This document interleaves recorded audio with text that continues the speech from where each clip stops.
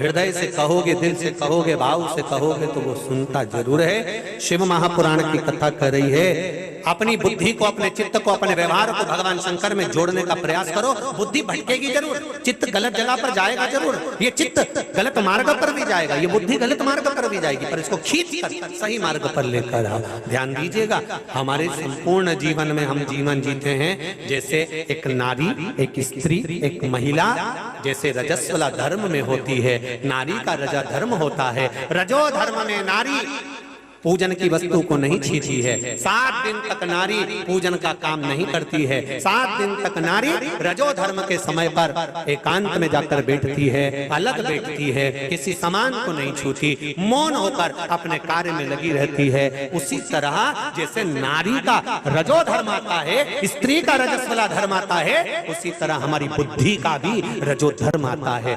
हर 2 महीने में, 3 महीने में हमारी बुद्धि भी 7 दिन के लिए बेकार हो जाती है। फिर लोग कहते हैं विनाश काले विपरीत बुद्धि। ये क्यों हो जाती है? समझ लो कि हमारी बुद्धि सही मार्ग पर नहीं चल रही, गलत जगह पर जा रही है, गलत लोगों में बैठ रही है, गलत जगह पर पहुंच रही है, गलत बातें कर रही है, दुनिया के लोगों के लिए गलत विचार ला रही है। ये बुद्धि जब गलत सोचने लगे, गलत मार्ग पर चलने लगे, गलत विचार आने लगे, समझ लेना कि बुद्धि का रजस्वला धर्म आ गया। तो क्या करना है तुमको? रजस्वला धर्म वाली नारी एक जगह पर चुप मौन आसन लगाकर, कोई छुआछूत नहीं, बस कोई चीज नहीं छूना, चुपचाप आकर बैठ जाती है। जब बुद्धि काम ना करे, गलत मार्ग पर जाए, गलत विचारों में जाए, निंदा में जाए, चुगली में जाए, अपशब्दों में जाए, तब एकांत में शिव महापुराण चालू कर लेना मोबाइल पर और 3 घंटे की कथा सुनकर अपनी बुद्धि को सुधारने का प्रयास करना। बुद्धि शुद्ध।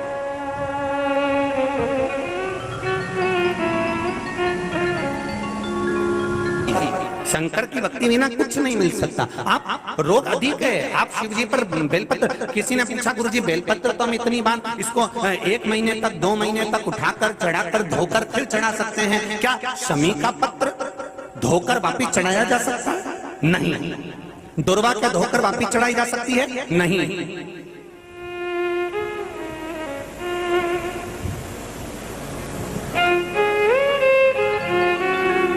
शमी का पत्र धोकर वापिस नहीं चढ़ाया जा सकता, फिर धो लोगे फिर चढ़ा दोगे, ये नहीं हो सकता।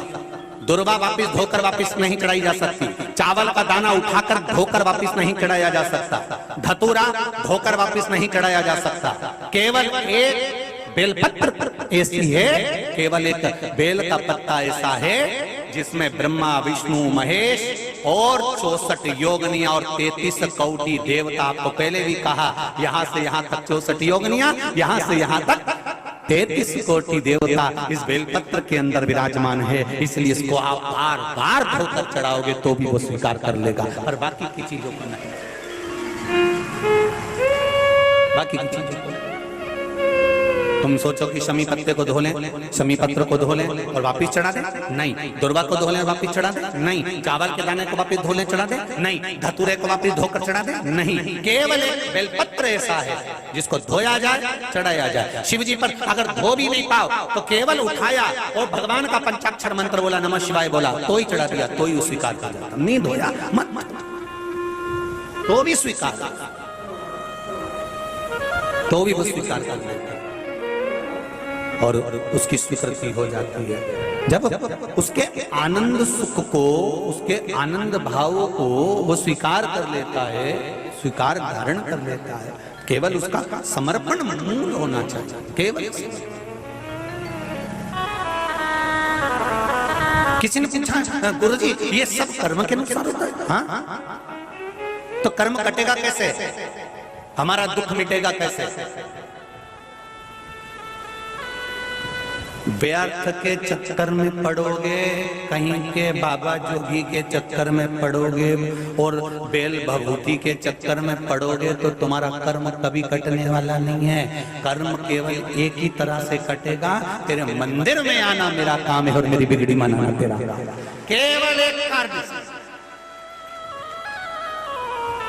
कोई तुमसे कह दे कि यहाँ ऐसे ऐसे महाराज हैं जो तुरंत हंडा निकाल के दे दे सोने का, तो एक आध हमको भी दिलवा दो जी।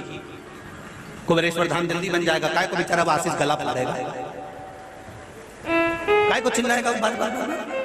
ऐसा कहीं का मिल रहा हो कि बस उसने फुड़की घुमाई और हंडा निकल के बाहर आ गया, तो हमको भी मिलवा दो। ऐसा कहीं का हो कि वो हंडा निकाल के दे दे महाराज, तो बहुत मुश्किल है दादा।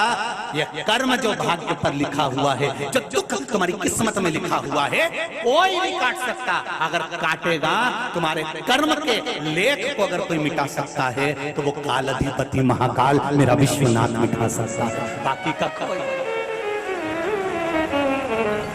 दुनिया के चक्कर में मत पड़ना कि वो वहां मिल जाएगा, ऐसा हो जाएगा, वैसा कुछ नहीं होगा। बस सारी समस्या का हल और एक लोटा जल का महत्व समझना कि भगवान के दरवाजे पर जाना। जो बच्चा स्कूल में, क्लास में, स्कूल तो सभी जाते हैं पर क्लास में मौजूद होना जरूरी है। क्लास में जाएगा तो हाजिरी भराएगी, हाजिरी भराएगी तो उसका 10% रिजल्ट में जोड़ा जाएगा, रिजल्ट में जुड़ेगा परसेंटेज बढ़ जाएगा। उसी तरह ऐसा नहीं है कि तुम मंदिर तक गए या मंदिर के बाहर तक गए, नहीं, अंदर जाओ। भले लोटा भर के पानी नहीं हो तो क्या हुआ, बाबा से मिलकर पूछ कर तो जाओ, कैसे हो बाबा, आनंद तो है। ये मस्ती, ये आनंद है, सुख आनंद भक्ति में।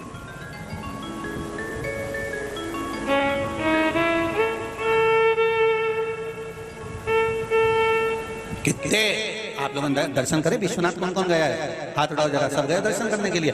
एक इधर से चांदी का लगा के रखा है, एक इधर से चांदी का लगा कर रखा है, एक उधर से चांदी का लगा कर रखा है। लोग उसमें बेलपत्ती डाल देते हैं, पानी डाल देते हैं, गंगा जल डाल देते हैं, दूध डाल देते हैं, बोलो डालते हैं डालते हैं, वो बहता बहता कहाँ जाता है? अरे बोलो तो समझे, बस उसका ढाल सही है, ढाल सही है तो बेलपत्री, फूल, माला सब वहीं जा रही है। और अगर उसको उठा के यूं कर दिया जाए तो जाएगी शिव जी के पास? नहीं। जिसका जन्म के समय पर ढाल सही है वही शिव महापुराण तक जा रहा है। जिसका ढाल गड़बड़ है वो मदिरा की दुकान तक जा रहा है। किसी किसी का ढाल गड़बड़ हो गया। तुम्हारे घर में भी देखना, अगर 5 लोग 6 लोग 7 लोग रह रहे हैं, 2-4 का ढाल सही है तो वो सही जगह जाएगा। एक आध का ढाल गड़बड़ हो गया तो वो मदिरा की दुकान पे मिलेगा। उसको देखना, उसको कितना ही समझा कि क्यों रे, अपने यहाँ तो ऐसा गंदा काम कोई नहीं करे, तो काय को जाए मैं मदिरा की दुकान पे? तो वो कह देगा समझ में नहीं आया, मैं तो बार बार सोचूं, मैंने तो गंगा जी की सुगंध तक खाली कि नहीं जाऊंगा मदिरा की दुकान पे, पर समझ में नहीं आया कि मैं कैसे पहुंच जाऊं। तो समझ जाओ छत का ढाल गड़बड़ हो गया, पानी सही जगह नहीं जा रहा, मतलब ढाल सही नहीं पड़ा।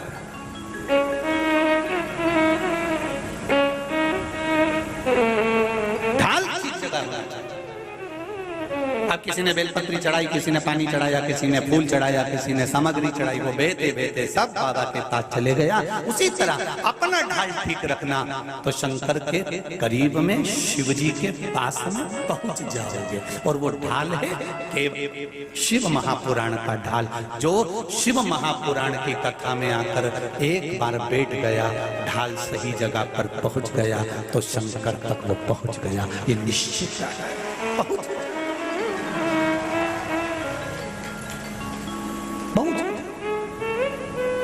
आग लगे बस्ती में और अपन रहो मस्ती में, क्या किसको रोइए तान के सो, क्या रोना। सती मैया का केवल अहंकार गिराना था, इसलिए श्रोता बन गए, कथा सुनने के लिए गए। कथा सुनने जाते हैं तो बहुत सी चीजें हमारे जीवन में आती है, हमारा अहंकार चले जाता है, हमारा लोभ चले जाता है, हमारा काम चले जाता है, हमारी वासना चली जाती है, हमारी तृष्णा चली जाती है। कई लोग कहते हैं गुरु जी इतने सारे लोग आते हैं, क्या सभी को कथा अंदर प्रवेश कर जाती है? हम कहते भले प्रवेश नहीं करे, नल के नीचे जितनी देर तक सीधा घड़ा रहेगा तो भरा जाएगा, उल्टा रखा रहेगा तो ठंडा तो रहेगा। जितनी देर कथा में बैठा है उतनी देर मोबाइल तो नहीं चलाएगा, जितनी देर कथा में बैठा उतनी देर झूठ तो नहीं बोलेगा, जितनी देर कथा में बैठा उतनी देर झगड़ा तो नहीं करेगा, जितनी देर कथा में बैठा है उतनी देर तक कोई गलत काम तो नहीं करेगा। जितनी देर कथा में बैठा है 3 घंटा कम से कम किसी से झगड़ा नहीं करेगा, झूठ नहीं बोलेगा, प्रपंच नहीं करेगा, बेईमानी नहीं करेगा, गलत नहीं बोलेगा। 3-4 घंटा तो इसका अच्छा निकलेगा। नल के नीचे उल्टा घड़ा रखा है, ठंडा तो रहेगा, नल के नीचे धरे रहना, बैठो कथा। फिर भीड़ इकट्ठी करने से कौन सा मतलब है? अरे उनके आने से थोड़ी शरणागति का भाव तो जागेगा। भाव तो प्रकट होगा।